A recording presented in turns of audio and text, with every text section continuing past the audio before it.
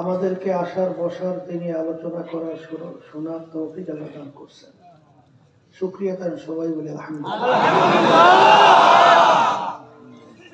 Line শাকারতুম লাযীদান্নাকুম ওয়া line কাফারতুম ইন্না আযাবি লাশাদীদ। আল্লাহ রাব্বুল আলামিন বলেন, হে আমার বান্দা বান্দিরা, আমার পক্ষ থেকে নেয়ামত যদি পাও, নেয়ামতের শুকরিয়া আদায় করবা। তাহলে তোমাদের উপরে আমি নেয়ামত আরো বাড়াইয়া দেব। নেয়ামত পাওয়ার পরে শুকরিয়া যদি আদায় না করো, নেয়ামত তো বাড়ানো হবেই না, বরঞ্চ শক্ত আযাব তোমাদের উপরে চাপাই দেওয়া হবে। শুকরিয়া আদায় করলে আল্লাহ কি হয়? কেমন খুশি হয়। মুসা আলাইহিস সালামের জামানায় নবী রওনা করছে আল্লাহর সঙ্গে দেখা করার জন্য। পথের পাশে দেখে কতগুলো হাঁস বসে আছে। আল্লাহর কুদরত, হাঁসগুলোর জবান খুলে গেছে। হাঁসগুলো বলতেছে, নবী কোথায় রওনা করছেন? আল্লাহর সঙ্গে দেখা করার জন্য। হাঁসগুলো বলতেছে, নবী আমাদের একটা আরজি আল্লাহর কাছে পেশ করি। বহুদিন পর্যন্ত বৃষ্টি হয় না, অনাবৃষ্টির কারণে মাখলুকাত গুলো কষ্ট পায়। কবে নাগাদ বৃষ্টি হতে পারে একটু জানিয়ে এসে। নবী জিজ্ঞাসা করে, রব্বুল আলামিন আপনার মাখলুক হাঁসগুলো তো জানতে চাই, অনাবৃষ্টির কারণে মাখলুকাত গুলো কষ্ট পায়, কবে নাগাদ বৃষ্টি হইতে পারে জানতে চাই। আল্লাহ বলেন, হে জামানা নবী মুসা, তুমি হাঁসগুলোকে বইল এখন থেকে 40 বছর পরে বৃষ্টির সিদ্ধান্ত।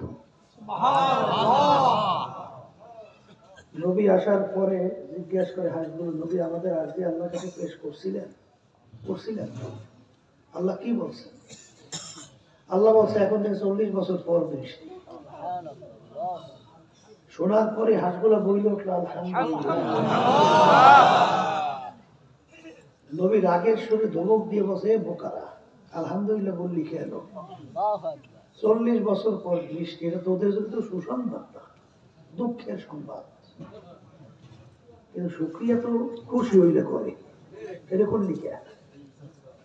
হাঁসগুলো বলতেছে, নবী গো, ইন্নাল্লাহা আলা কুল্লি শাইইন কাদির, সমস্ত ক্ষমতার মালিক কে? আমার আল্লাহ যদি 40 বছর পরেও বৃষ্টি না দিত, আমাদের কারো শক্তি নেই যে আমরা বৃষ্টি বর্ষণ করাবো। 40 বছর পরে হইল আল্লাহ বৃষ্টি দেবেন, এই জন্য শুকরিয়া দেব। কথা নবীর হাঁসগুলোর সঙ্গে এখনো শেষ হয় নাই, যুগ যুগ করে বৃষ্টি শুরু হয়ে গেছে। নবী আশ্চর্য হয়ে বলতেছে, মালিক এত কিছু বুঝলাম, আপনি বললেন 40 বছর পর বৃষ্টি, 40 মিনিট তো যায় নাই, বৃষ্টি শুরু হলো।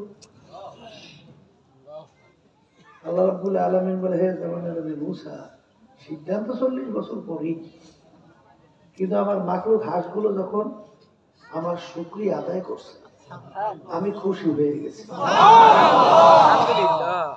খুশি হয়ে সিদ্ধান্ত পরিবর্তন করে এখন নাগাদ বৃষ্টি নাজিল করছে।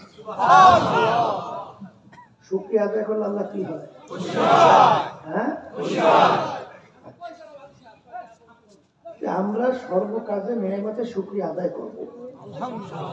আল্লাহ আমাকে আমাদের সকলকে তৌফিক দান। অনেকে কিন্তু আছে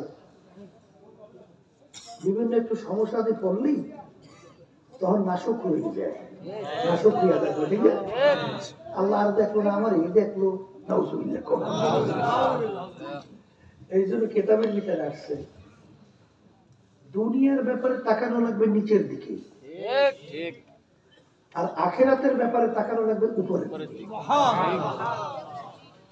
এক শ্রেণী আল্লাহর বান্দারা আছে, ধরেন ঢাকা যাওয়ার পরে 26 তলা 20 তলা 25 তলা বিল্ডিং দেখছে, তার ঘর তো সোলের ঘর বা টিনের ঘর। এখন আফসোস করে আর বলে, আফসোস এইরকম তো একটা বিল্ডিং আমার হইল না। আরে আমি সোলের ঘর টিনের ঘরেই থাকি, এই আফসোস করলে আর কি বিল্ডিং 10 তলা হয়ে যায়? বরঞ্চ কষ্ট বাড়ে। কষ্ট কি? আচ্ছা, তুমি টিনের ঘর, সোলের ঘর, তুমি 10 তলা বিল্ডিং দেখো। আবার ঢাকা আইল্যান্ডের মধ্যে দেখো না, এক শ্রেণী আল্লাহর বান্দা বান্দা ঘর নাই, বাড়ি নেই, কিচ্ছু নাই, আইল্যান্ডের মধ্যে ভরে রয়েছে। দেখেন না? দেখেন না? তুমি সেদিকে তাকাইতে পারো না যে মালিক তোমার এই বান্দাকে তুমি আইল্যান্ডের ভিতরে রাখছো, ঘর বাড়ি নেই, রোদ্রের ভিতরে, ঠান্ডার ভিতরে, নিষেধের মধ্যে, তুমি তো আমাকে একটু মাথা গোজার জায়গা তো দেছো। যখন এই শুকরিয়া আদায় করবে, কি অন্তর শান্তি বাড়ে না কমে? হ্যাঁ, এই জন্য কিতাবের ভিতরে আসছে দুনিয়ার ব্যাপারে তাকানো যাবে কোন দিকে? বলে নিচের দিকে। আর আখিরাতের ব্যাপারে বলে হুজুর তা কেমন? এক শ্রেণী আমার যুবক বাবার আছে, মনে বলে বলে হুজুর এখন হইল চিত্ত বিনোদনের সময়, আনন্দ ফুর্তির সময়। এখন যদি ফুর্তি ফুর্তি না করি করবো কথা হয় না, তুমি একটু বুড়ো টুড়ো হয়ে পড়ি তারপর আছে না? কিন্তু যুবক তোমার মতো আর একজন দুই একজন যুবক তোমার এলাকায় সমাজের নাই? 5 ওয়াক্ত নামাজ ছাড়ে না, কথা হয় না?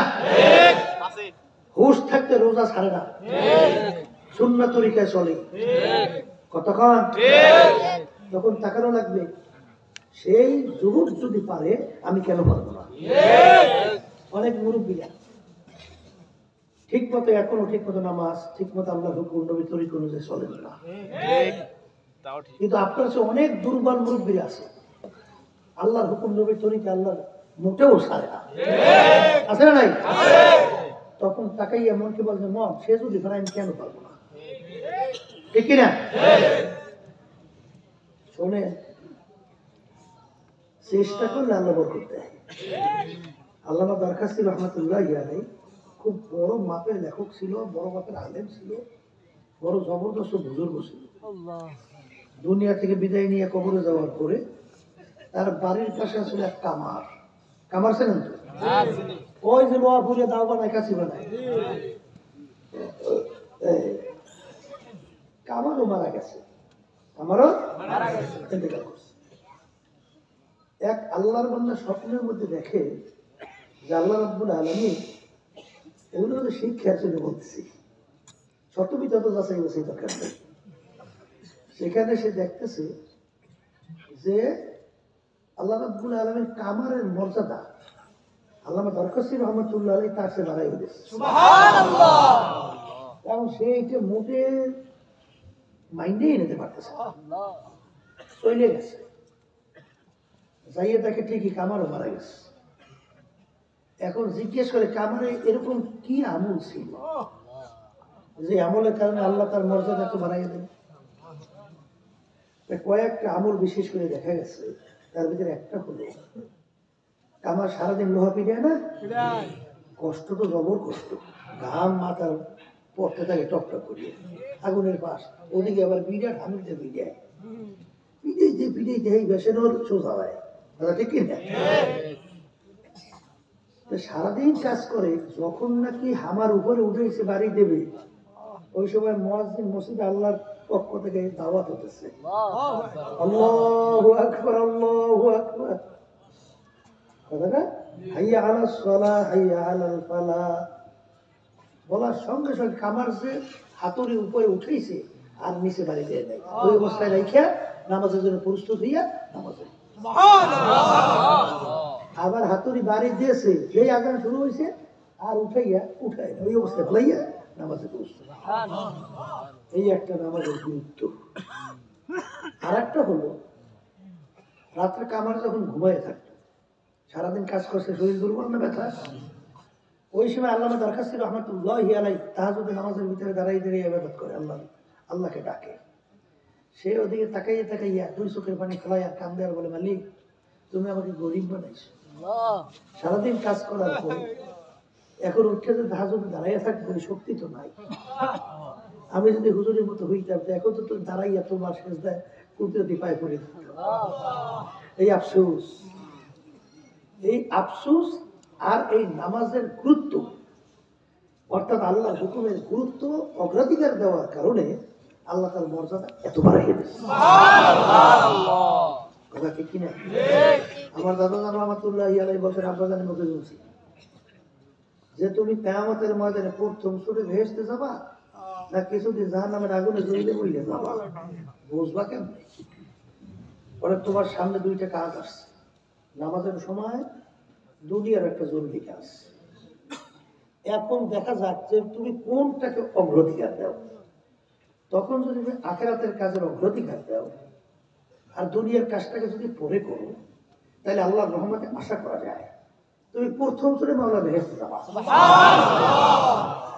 আর ওই সময় যদি তুমি দুনিয়ার কাজকে অগ্রাধিকার দাও আর আখিরাতের কাজকে তুমি পরে আদায় করো, তাহলে কিছুদিন বুঝে তুই বেজাওয়া লাগে নাকি? কথা বলতে এই জন্য তো দুনিয়ার কাজকে পিছনে রাখতে হবে, আখিরাতের কাজকে অগ্রাধিকার দিতে হবে। কথা ঠিক কিনা? যাই হোক, আমি আমার ভাইদেরকে পর্দালে মা বোনেরা যারা শুনতেছেন, আমি আপনাদের সামনে আয়াত শরীফ তেলাওয়াত করছি, কুল্লু নাফসিন যায়কাতুল মাউত। আল্লাহ বলেন প্রত্যেকটা জানদার যার রূহ আছে তার একদিন না একদিন মৌতের শরাব পান করা লাগবে, মানে মরণ লাগবে। কি করা লাগবে? ওয়ালাউ কুনতুম ফি বুরুজিন মুশাইয়াদা, কেউ যদি শক্ত পাথরের পাহাড় কাইটেও লুকাও, সময় মতো মালাকুল মউত কিন্তু হাজির। কথা ঠিক না? এখন কে মনে করেন এই আয়াত কি সত্য? হ্যাঁ, মরণ লাগবে না হইলে মারা যায় না। একজন হুজুরকে জিজ্ঞেস করে, হুজুর মৃত্যুর কোন নির্ধারিত সময় টময় কি আছে? হুজুর বলতেছেন হ্যাঁ আছে। বলে তা কি? বলে তুমি যেদিন জন্মগ্রহণ করছো সেদিন নির্ধারণ হয়ে গেছে তুমি মরবা। কথা বলে না? অনেকে আমরা বলি হায়াত বাড়ছে, হায়াত বাড়ে না কম? হ্যাঁ, হায়াত কিন্তু বাড়ে না, প্রতি সেকেন্ড, প্রতি মিনিট, প্রতি ঘন্টা তোমার আমার হায়াত থেকে মাইনাস মাইনাস। মরণ লাগবে, কিন্তু অনেকে এইটা মানতে চায় না। মরণ শব্দটা মানতে শুনতেও ভালো লাগে না, কিন্তু ভালো লাগুক বা না লাগুক মরণ কিন্তু লাগবে। আসতে কয় কথা ঠিক না? মরণ তো লাগবে না। আচ্ছা, মরণ করে এই জিন্দেগি আমাদের শেষ, এরপর তো আর কিছু নেই। আছে এই আল্লাহর বান্দারা, মরণ যেহেতু লাগবে এরপরে একটা জিন্দেগি। যারা ঈমান আছে, মুসলমান দাবি করে, আল্লাহ রাসূল সাল্লাল্লাহু আলাইহি ওয়াসাল্লাম বলেন দুনিয়ার ব্যাপারে ক্ষণস্থায়ী কেমন, সালাম টানে ফিরাইছো বাম দিকে ফিরাইতে পারো কিনা, এই এতটুকু। সেকেন্ডের নাই ভরসা, নিঃশ্বাসের বিশ্বাস। বাংলাদেশের এক গান গায়ক ফিরোজ শাহী, নাম শুনতে পারেন, স্টেজের মধ্যে উঠছে গানে টান দিছে, 1 সেকেন্ডের নাই ভরসা, ঠাস ওই অবস্থায় স্টেজে পড়ে গেছে। এরপর দেখে নাই, আল্লাহ দেখাইছে 2 বছর সেকেন্ডের ভরসা নাই, আসলেই আছে। আসলে কি আছে?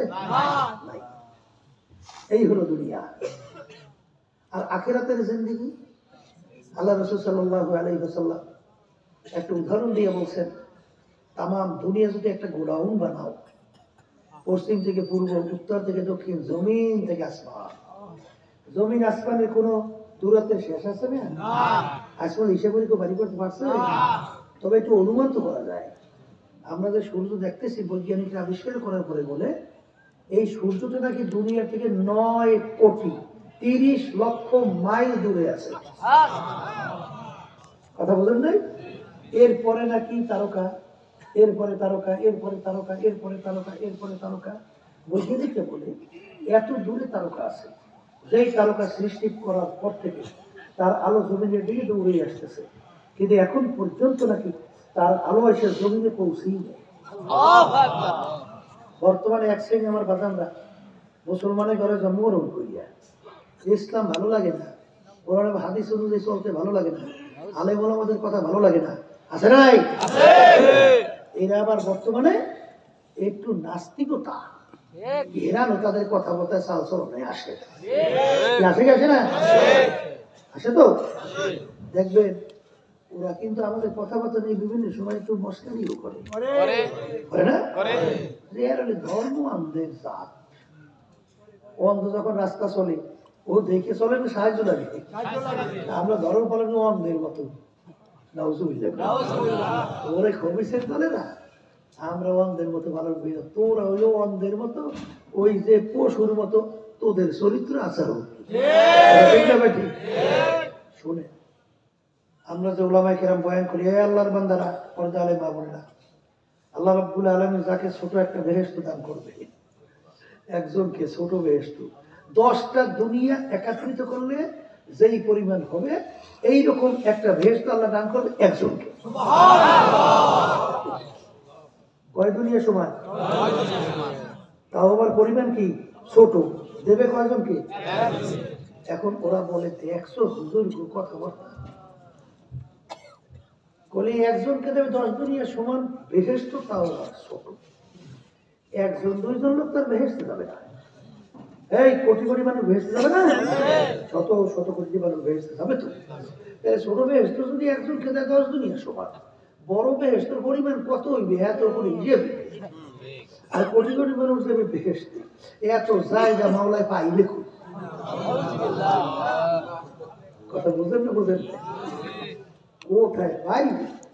এত আল্লাহর রহমতে আধুনিক যুগে আবিষ্কারে মাশাআল্লাহ, আল্লাহর জায়গার অভাব নাই।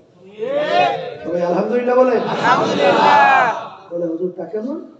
বৈজ্ঞানিকরা আবিষ্কার করে পরে বলতেছে, কিছুদিন আগে আমেরিকার নাসা, ওই যে মহাকাশ নিয়ে রিসার্চ করে না, ওইটা নাসা করে, বুঝলেন? এই আমেরিকার নাসা ওরা মহাকাশ নিয়ে রিসার্চ করে, রিসার্চ করতে করতে যাইয়া মহাকাশের মধ্যে একটা গর্তের সন্ধান পেয়েছে। কি সন্ধান? সেই গর্তের সন্ধান যে পাইছে, গর্তের মুখটা কতটুকু তা জানেন? বৈজ্ঞানিকরা বলতেছে, এই যে তার আবিষ্কার করে বলছে যে সূর্যটা আমরা দেখতেছি দুনিয়া থেকে 13 লক্ষ গুণ বড়। দুনিয়া থেকে সূর্যটা কত গুণ বড়?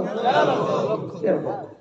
এখন বৈজ্ঞানিকরা বলতেছে এরকম 30,000 কোটি সূর্য, এরকম 30,000 কোটি সূর্য যদি একত্রিত করা হয়, এই একত্রিত করিয়া ওই গর্তের মুখের ভিতরে একসঙ্গে ঢুকে দেওয়া যায়। তাই সূর্য পাইছি দুনিয়ার থেকে একটা 13 লক্ষ গুণ বড়। এরকম 30,000 কোটি সূর্য একত্রিত করলে একসঙ্গে গর্তের মুখের ভিতরে ঢুকে দেওয়া যায়। এখন আপনি বলেন তো এই গর্তের মুখটা কত বড়?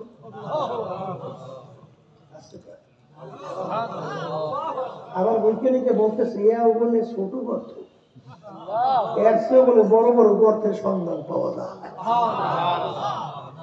এখন আবার মালিক যদি ঘোষণা করত যাকে বেহেশত ছোট দেবে 100 দুনিয়ার সমান, মালিকের জায়গার অভাব আছে?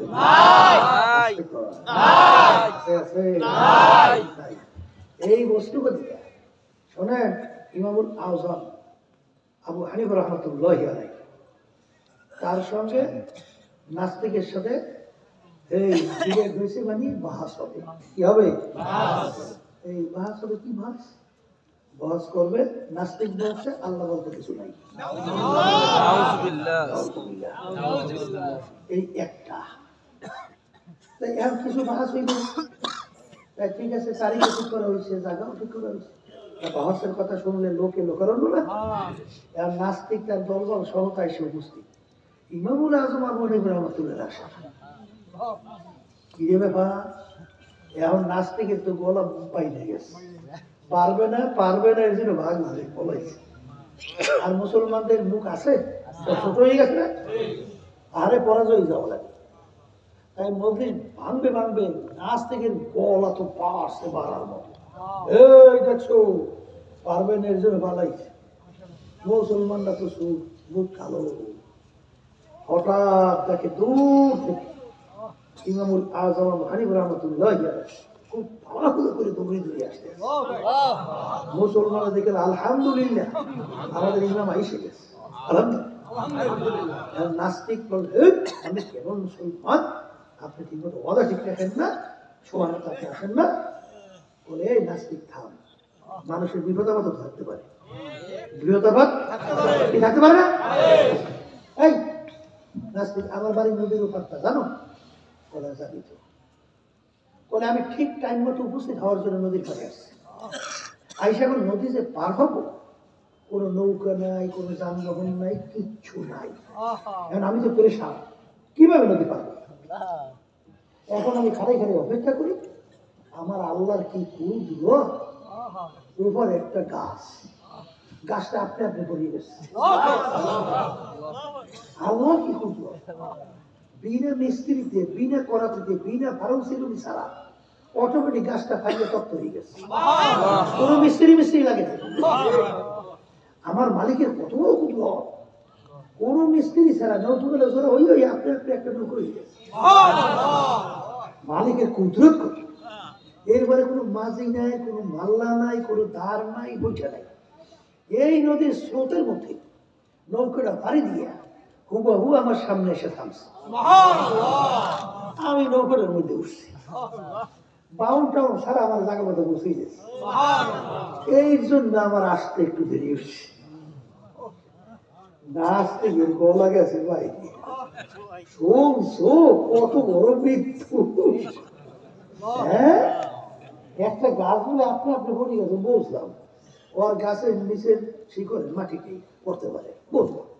কিন্তু বিনা মিস্ত্রি থেকে তপ্ত হইতে পারে? আবার বলে বিনা মিস্ত্রি নৌকোই এও শোন সব। আবার বলে এই স্রোতের মধ্যে বিনা বইটা বাহনী ছাড়া, মাঝি ছাড়া জায়গা মতো আসছে, সেখানে চড়ছে, জায়গা মতো পৌঁছেই দিছে। এত বড় মিথ্য! ইমামুল আজম আবু হানিফা রাহমাতুল্লাহ বলে, এ নাস্তিক থাম, সাধারণ একটা গাছ আপনি আপনি বলিয়ে বিনা মিস্ত্রিতে যদি তক্তা হইতে না পারে, বিনা মিস্ত্রিতে যদি নৌকা হইতে না পারে, বিনা মাঝি মাল্লায় যদি স্রোত পারে নিয়ে আমার সামনে আসতে না পারে, বিনা বাউনি ছাড়া মাঝি ছাড়া যদি জায়গা মতো পৌঁছতে না পারে, এ নাস্তিক উত্তর দে, এই বিশাল আসমান, এই বিশাল জমিন, এই সূর্য, এই নক্ষত্র, এই চন্দ্র, এই গাছপালা, 18,000 মাখলুকাত বিনা বানাইনা ছাড়া কিভাবে হইল? নাস্তিক উত্তর দে। বলার সঙ্গে সঙ্গে তো নাস্তিক পরপর শুইতে পারে। ও কইছে বিনাকে মিস্ত্রি ছাড়া তো নৌকাটা হইতে পারে, তা হইল কিভাবে? হ্যাঁ নাস্তিক, তুই বললি যদি বিনা মিস্ত্রিতে নৌকাটা হইতে পারে, তাই বিনা বানাইনা কারিগর ছাড়া সূর্য হইতে পারে, এই জমিন আসমান হইল, এই গাছপালা তো উন্নত হইল, এই 18টা মাখলুকাত কিভাবে? এই উত্তর আসতে নাস্তিক লাজবাব। মুসলমান নারায় তাকবীর, স্লোগান দিয়ে বিষয় দিয়া কথা ঠিক কিনা? শোনেন, ওই যে ইমামুল আজম অথবা সাবির রহমতুল্লাহ আলাইহি ছোট্ট কথা বলছে, ওই নাস্তিক এলাকা ঝগড়া করে 3 প্রশ্নের উত্তর যদি দিতে পারো তাইলে আমি আস্তিক হয়ে যাবো। কি 3 প্রশ্ন? 3 প্রশ্ন। 1 নম্বর প্রশ্ন, এখন তোর খোদাই কি করে বল, তোমার আল্লাহ কি করে এটা বল, এই এক প্রশ্ন। আর এক প্রশ্ন হলো, এই আল্লাহ এখন কোন দিকে চাই আছে এটা কম। কথা বুঝছেন? এই 2-3টা প্রশ্ন করার পরে এখন ওলামায়ে কেরাম যারা আসছে সব কেমনি কইবে আল্লাহ কি করে, কি করে, কেমনি করে বেকায়দার প্রশ্ন না? ওই ছোট বাচ্চা ইমামুল আজম আমারই মতো সামিল হতে পারে, 2 জন একজন হোক, পুরো আমার নামটা খেয়াল নাই, বলতেছে এই প্রশ্নের উত্তর আমি দেব। সব আলেমকে ছাড়তে পারে, তুমি প্রশ্ন উত্তর দেবে বাচ্চা। এখন বোঝেন না, বিপদে বললে তো আমাকে চাপা হয়ে যাবে, কথা ঠিক কি যায়? এখন মুসলমান ওলামায়ে কেরাম এই প্রশ্ন উত্তর দিতে পারতেছে না। এখন যে যদি কয় আমি পারবো, সাহস হচ্ছে না, যে উত্তর দেয় সে বলে না, যে প্রশ্ন করে সে বলে, উত্তর দেয় সে বলে। তাইলে এখন এই নাস্তিক চেয়ারে বসা, তার আগে উঠতে হবে আমি পুরো সূত্র দেবো, আমাকে বসতে দিতে হবে। আচ্ছা, তো হয়তো বেঁচে গেছে উপযোগী, কথা তো ঠিক। তাহলে আজকে বসছে, ওনার পরে হয়তো ছোট বাচ্চা এবং আজ আমার তুলিয়া যায়, সে জায়গা চেয়ারে বসছে। এখন বলতেছে নাস্তিক, কিছু বোঝো নেই? কি বলছো? তোর মতো এত বড় নাস্তিক উঠাইয়া আমার মতো ছোট বাচ্চাকে চেয়ারে বসাইছে, আমার বলে এখন এই কাজটা করছে, আমার মালিক এখন এই কাজটা করছে। উত্তর ঠিক? আচ্ছা, এই তো কোথায় বুঝিয়েছে, তাহলে মোমবাতি দিয়ে জ্বালাইছে মোমবাতি, বলে এই মোমবাতি আলো কোন দিকে? বলে চতুর্দিকে। বলে আমার মাওলা এখন চতুর্দিকে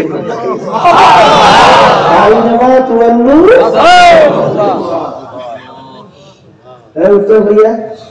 আজকে কাপের সুর এরপরে মুসলমান বিজয় দেশে নাড়াতে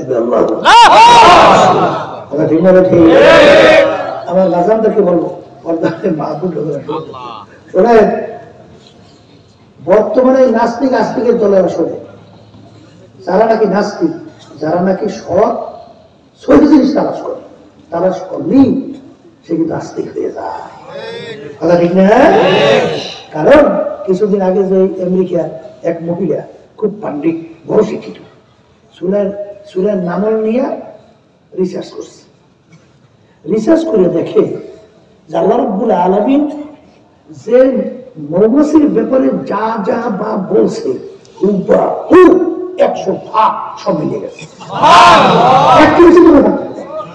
তখন তুই নিজে কালিমা করে যে নাকি সহি নিয়ে তালাশ করে রিসার্চ করে কি হয়ে যায়, মুসলমান হয়ে যায়। এই জন্য আমার ভাষানদেরকে বল, মুসলমানের ঘরে জন্মগ্রহণ করিয়া আদমিয়া দাদাইবা জব মুসলমান করদাই আয় খুদা করবা সওয়ান ইহসান আর ইহসান করদাই। এই আল্লাহর বান্দারা, পর্দারের মা বোনেরা, আমার মালিকের তোমার আমার উপরে কত দয়া, কত মায়া। মাঝে মাঝে একটু চক্ষু বন্ধ করিয়া মুরাকাবা করো। আমার মালিকের কাছে কেউ আমরা দরখাস্ত করি নাই, আমার দয়ার মালিক দয়া মায়া করে তুমি আমার রূহকে মুসলমানের ঘরে দান করো। এরকম দরখাস্ত কে কে করছেন? কেউ করছেন? কেউ করছেন? হ্যাঁ, আমার মালিক ইচ্ছা করলে তোমার আমার রূহকে হিন্দুর ঘরে দিতে পারতো কি পারতো না? খ্রিস্টানের ঘরে দিতে পারতো কি পারতো না? অন্য বিজাতিদের ঘরে দিতে পারতো কি পারতো না? আমার মালিক দয়া মায়া কইরা তোমার আমার রূহকে মুসলমানের ঘরে দান করলো। এখন তুমি পরিচয় দেবে আব্দুল করিম, আমি পরিচয় দেয় আমি রেজাউল করিম। আপন তাহলে মাহুরার পরিচয় দেয় আমি রহিমা খাতুন। এই যে একটা আমার মালিকের দয়া মায়া নেয়ামত, কিয়ামত পর্যন্ত যদি শুকরিয়া আদায় করতে থাকো, কোনদিন আদায় শেষ হবে না। শেষ হবে? শেষ হবে? শেষ হবে কোনদিন? এ মুসলমান আমার বাবারা, এ পর্দার আড়ালের মা বোনেরা, আজকে মুসলমানের ঘরে জন্মগ্রহণ কইরা খোদা না কাজ থাকবে কিয়ামতের ময়দান যদি জাহান্নামের শিকলাতে পায়লা একে কপাল পরার সারে জাহানে থাকতে পারে। এই আল্লাহর বান্দারা, পর্দা আলেম মা বোনেরা, মরণ কিন্তু লাগবে। মরণ যেহেতু লাগবে, মরার পরে কি হবে? আমার মালিক সত্য কোরআনুল কারীমের ভিতরে বলেন, ফারিকুন ফিল জান্নাতি ওয়া ফারিকুন ফিস সাঈর। মরার পরে আমি মানুষগুলোকে দুইটা ভাগে ভাগ করব, তৃতীয় আর কোনো ভাগ নাই। এক শ্রেণী মানুষকে আমি সাজাইয়া পড়াইয়া আমার মেহমানখানা বেহেশতের মধ্যে জায়গা দেব। আল্লাহকে আমার জন্য, আমাদের সবার জন্য কবুল করে না। আরেক শ্রেণীর মানুষকে আমি যখন নাকি মিজান দাঁড়ি পাল্লায় দিয়ে ওদের আমল ওজন দেব, যাদের নেকের পাল্লা হালকা গুনার পাল্লা ভারী, আমি ফেরেশতাদেরকে হুকুম করো ফাবুহু, ওদেরকে বান্ধ মিন ওয়ারাইহিম জাহান্নাম, আমার শাস্তির জায়গা জাহান্নামের ভিতরে ফিকা ফিকা ফলাইয়া দাও। এ দুনিয়ার পাগল আমার বাবারা, এই দুই রাস্তা ছাড়া কিন্তু আর তৃতীয় কোন রাস্তা নাই। এখন বেহেশতে কারা যাবে? আমার মালিক কিন্তু কুরআনুল কারীমের ভিতরে আগেই জানাইয়া রাখছেন, ইন্নাল্লাযীনা আমানু ওয়া আমিলুস সালিহাত কানাত লাহুম জান্নাতুল ফিরদাউসি নুজুলা। দুইটা কাজ করা লাগবে, এক নম্বর ঈমান আনা লাগবে, দ্বিতীয় আমলে সালেহ করা লাগবে, নেক আমল, নেক কাজ। এই দুইটা কাজ করলে আমার মালিক বলছেন তোর জন্য আমি বেহেশত সাজাইয়া তোর জন্য ঘোষণা দিলাম। বাজান ঈমান আনা লাগবে এবং বাজান ওই নেক আমল করা লাগবে।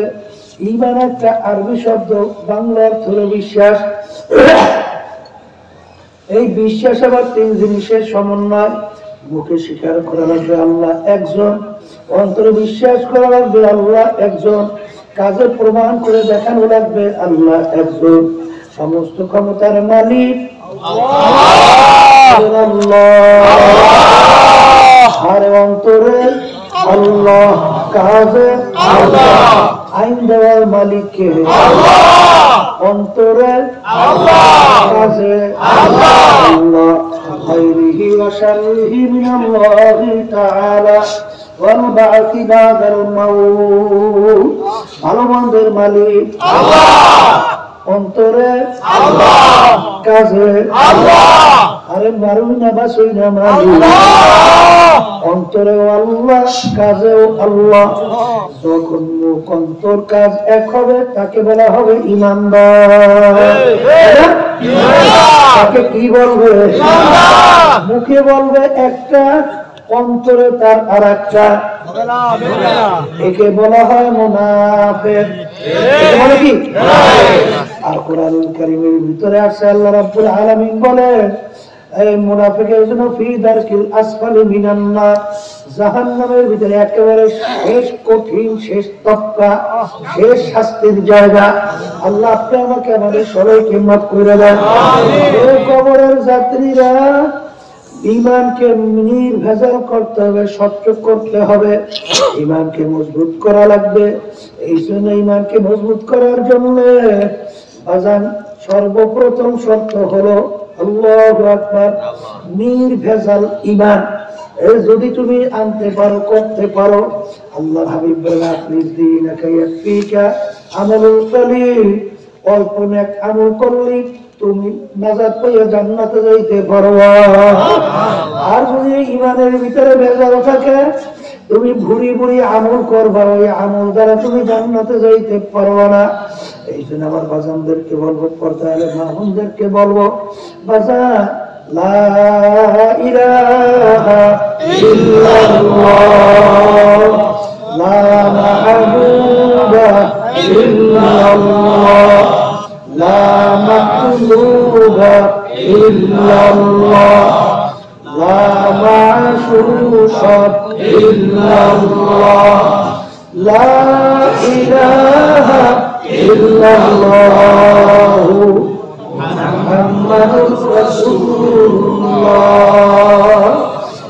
আমার ভাইদেরকে বলবো, পর্দার মা'বুদদেরকে বলবো, বাজান সর্বক্ষেত্রে মালিক ক্ষমতা কার?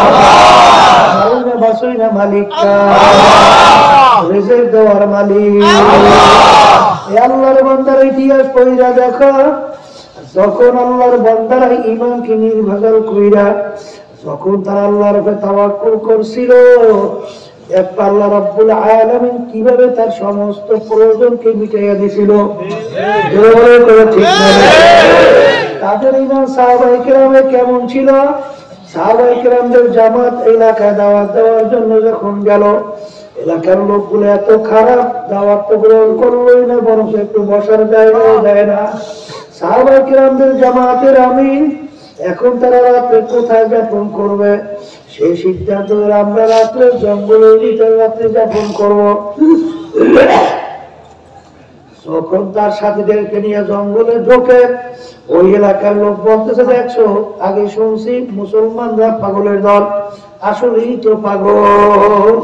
জঙ্গলের ভিতরে বড় বড় বাঘ, বড় বড় হিংস্র প্রাণী, যদি জঙ্গলের ভিতরে ঢোকে একজন কেউ রাখবে না, কালকে সকালে কাউকে পাওয়া যাবে না।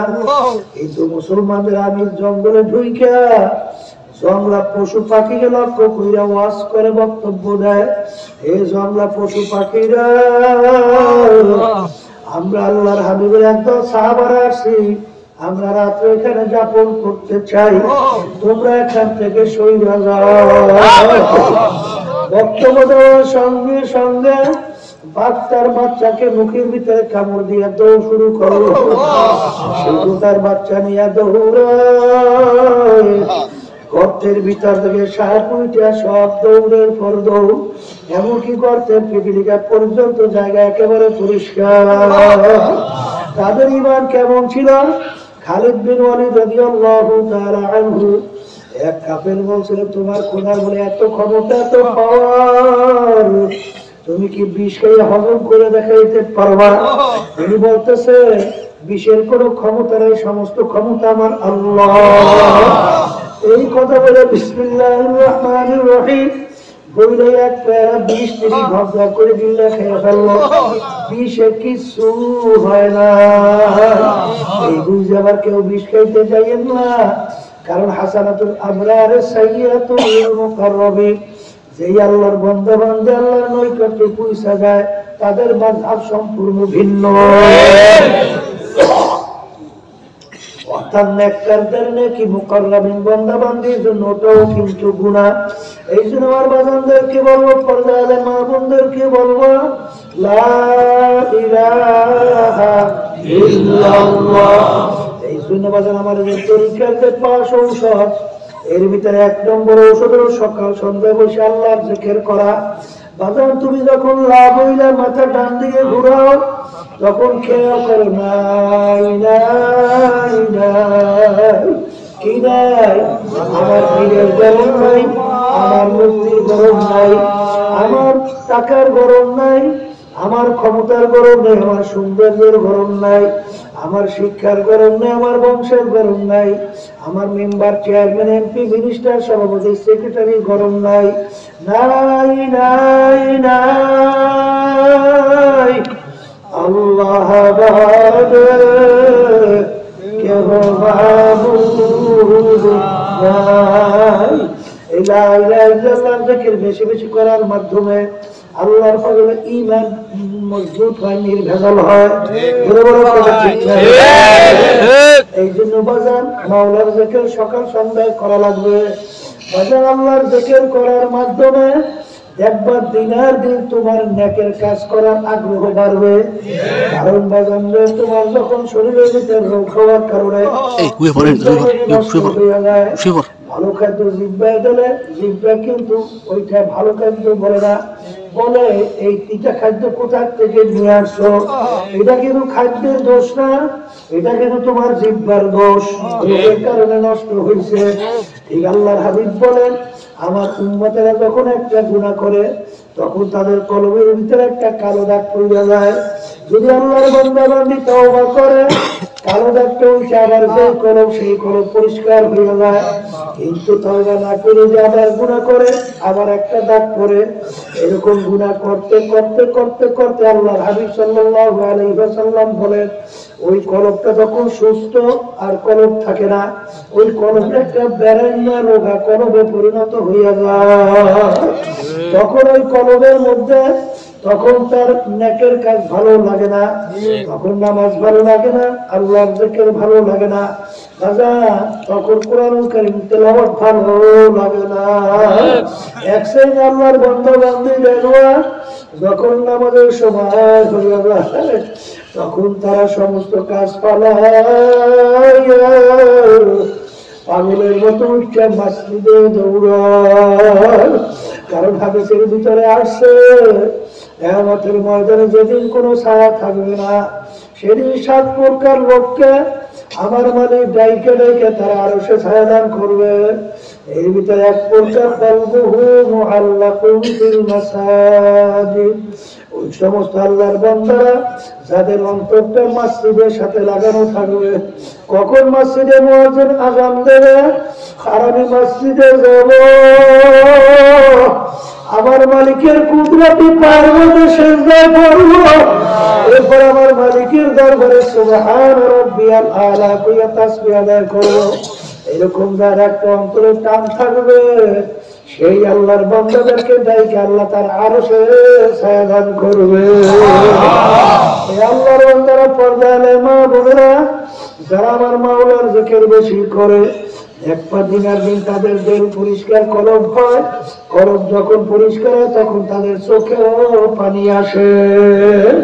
কারণ বাগান উঁচা জমিনে কোনোদিন পানি জমা হয় না, রাউগা জমিনে কোনোদিন ফসল হয় না।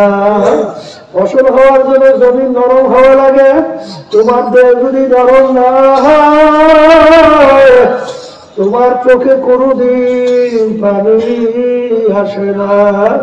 কিন্তু এক শ্রেণী আল্লাহর বান্দা বান্দি দেখবা ফুলফলের মতো মুখ খুলে চিল্লাইয়া কান্না, কারণ তখন তার কথা মনে করে বলে আমি যে গুনাহ করছি তুমি যদি আমাকে মাফ না করো, ওই জাহান্নামের আগুন আমি 1 সেকেন্ডও সহ্য করতে পারবো না। জাহান্নামের মনে কথা মনে কইরা কান্দে, আর আমার মাওলা বাজার চোখের পানি সহ্য করতে পারে না। তখন বান্দা বান্দি কান্দে। আল্লাহর হাবিব বলেন মান বাকা মিন খাশিয়াতিল্লাহ হারামাল্লাহু তিলকাল আইনা আলাল্লাহ। যেই চক্ষু আমার মাওলার ভয় কাঁদবে ওই চক্ষু যেন জাহান্নামের আগুন হারাম হয়ে যাবে। বাজান দেখ বাজারের দেল শক্ত, চোখে পানি আসে না, আর চোখের পানি না আসলে জাহান্নামের আগুন ঠান্ডাও হবে না। এই জন্য বাজার কলম নরম করার জন্য আমার মালিকের জিকির বেশি বেশি করা লাগবে। খবরদার মালিকের জিকির ছাইরো না, কারণ বাজান ওই শক্ত দেল আল্লাহর জিকির ছাড়া পরিষ্কার হয় না। বাজার যাদের ভিতরে আমার মাওলার জিকির নাই ভালো করে পরীক্ষা করে দেখো তাদের নামাজের আগ্রহ নাই, নামাজের ভিতরে মজাও নাই। আর যাদের ভিতরে আমার মাওলার জিকির একটা নামাজের আগ্রহ শুধু তাই না, নামাজের মজায় কোনো শেষ না। ধরে বড় কথা ঠিক। এক আল্লাহর ওলি বলতেছেন আমি নামাজের ভিতরে দাঁড়াই আলহামদুলিল্লাহি রাব্বিল আলামিন, এইটা তেলাওয়াত করার পরে চুপ করে অপেক্ষায় থাকি যখন আমার মালিক উত্তর দেয়, তখন আবার তেলাওয়াত করি আর রহমানির রহিম। কারণ আসসালাতু মিরাজুল মুমিনিন। বাজার এটা কিন্তু বুঝবার জিনিস, এটা কিন্তু বোঝাবার জিনিস না। এই পথের প্রতীক ছাড়া কাউকে কোনোদিন বোঝানো যাবে না। এই জন্য আমার বাজানদেরকে বড় বড় পর্দারের মা বোনরা শুনছেন, ইমানকে মজবুত করা লাগবে, নেক আমল করা লাগবে। আর ইমানকে মজবুত করার জন্য নেক আমল করার জন্য বাজান এই যে আমাদের তরিকার নাম শুনেছি সাবিরিয়া তরিকা, এই তরিকার 5টা ঔষধ আল্লাহর কুতুবরা আপনার আমার জন্য কোরআন এবং হাদিসের ভিতর থেকে বাইসা তারপর রেখে গেছে। আল্লাহর ফজলে করবে পরীক্ষা করে দেখেন, লক্ষ লক্ষ মানুষ আল্লাহর ফজলে করবে যারা আল্লাহর ওলিদের এই প্রেসক্রিপশন অনুযায়ী ঔষধ মানছে, দিনের দিন তেল নাকে চোখে গুনার থেকে ফেরে, দিনের দিন আল্লাহর ফজলে ঈমান মজবুত হইতেছে। এই জন্য আমার বাজারদেরকে বলবো, যদি চরমনার তরিকা ঔষধ ভালো না লাগে যে কোনো এক সহি তরিকার সাথে জড়াও, কিন্তু বাজার ভিন্ন একা থাইকো না। কারণ যার মুরব্বী থাকে না তার মুরব্বী কিন্তু হয়ে যায় শয়তান। এই জন্য আমার বাজানদেরকে বলবো, কার কখন কোন সময় ডাক আসে তোমারও জানা নাই আমারও জানা নাই। আর একবার যদি দুনিয়া থেকে বিদায় নিয়ে কবরে আর কিন্তু ফেরত আসা যায় না। কোথায় আমার আম্মা গেল, কোথায় আমার আব্বা গেল, কোথায় আমার পড়শিরা গেল, কোথায় কে গেল, তাকাইয়া দেখো তামাম দুনিয়ার যে কোনো প্রান্তে মানুষ থাকলে সেকেন্ডে যোগাযোগ করা যায়। বাড়ির দরজা আব্বা আম্মা ঘুমাইয়া আছে, খবর নিতেও পারি নাই, দিতেও পারলো না। দুনিয়ার কাজে 5 বার যদি কেউ ঠগে আবার চেষ্টা করলে জিতবার আশা করতে পারে, কিন্তু এই খবরের যাত্রীরা একবার যদি খোদার আকাশটা কেউ কবরে ধরিয়া চইয়া বসো আর দ্বিতীয়বার দুনিয়াতে চাপিল করিয়া জিতবার কিন্তু আর আশা নাই। আল্লাহুম্মা আমিন। হাত উঠাও, গুনাহ করে করে দুই চোখে